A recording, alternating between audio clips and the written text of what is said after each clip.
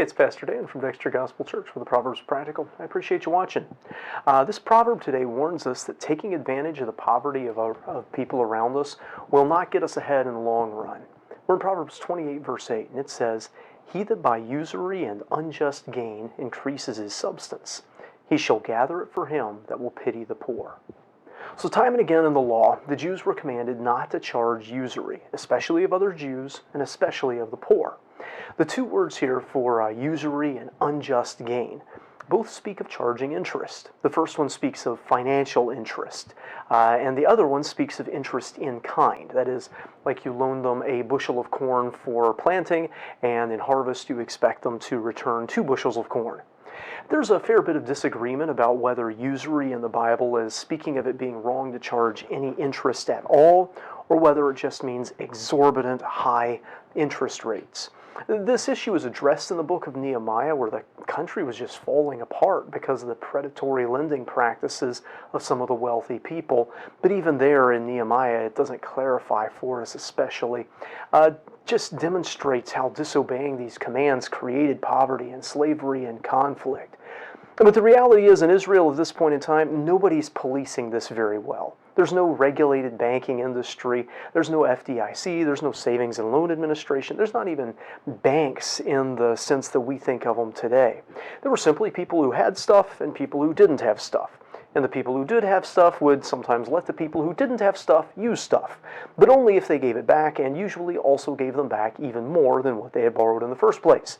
Thus, the people who had stuff kept getting more stuff, and often the poor, the people who didn't have stuff, were stuck in inescapable poverty. God wanted people to loan as if it were a gift, basically, as Jesus put it, or perhaps to request that it be repaid, but not with interest. But those who took advantage of their neighbor's poverty or misfortune to increase their own substance, God's going to regulate eventually, often through providence.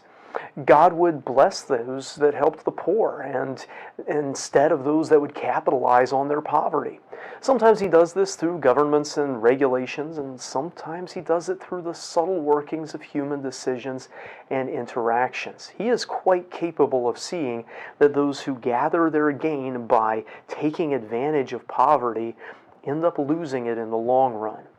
We often assume, you'll see it sometimes even among those that call themselves Christian, that God is on the side of the rich. That they wouldn't be rich if God wasn't blessing them. They must be doing something right in order to be rich. But that thinking is dangerous. The reality is that you can get rich doing things that are wrong sometimes. Also, certainly riches can be a blessing, and God can arrange for them to come to the people that He wants them to come to.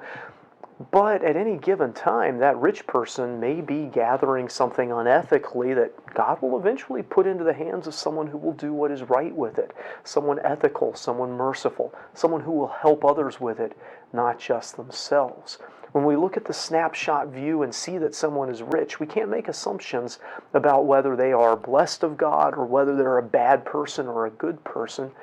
Because sometimes, they get rich by doing wrong, but sometimes God takes that and gives it to those who will do what's right. God has mercy. He's merciful. He has mercy on the poor, and we should do likewise. I hope this video is a help to you. If it is, give it a like, and if you haven't, subscribe to our channel for more content from the Scriptures. Until next time, I hope you stay well, and don't take advantage of your neighbors.